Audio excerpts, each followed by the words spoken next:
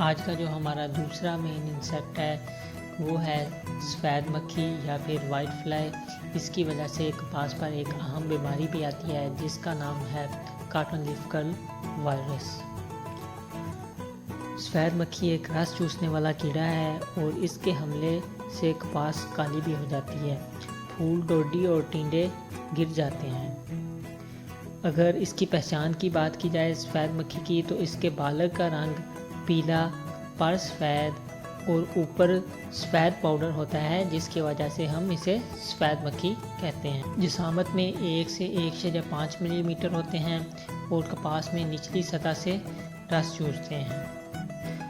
یہ کیڑے رس چوستے ہیں اور کپاس پر اس کی وجہ سے کالے رنگ کی پھپھوندی آ جاتی ہے، کیونکہ یہ لیسدار مادہ بھی خارج کرتے ہیں۔ ٹینڈے چھوٹے ہو جاتے ہیں۔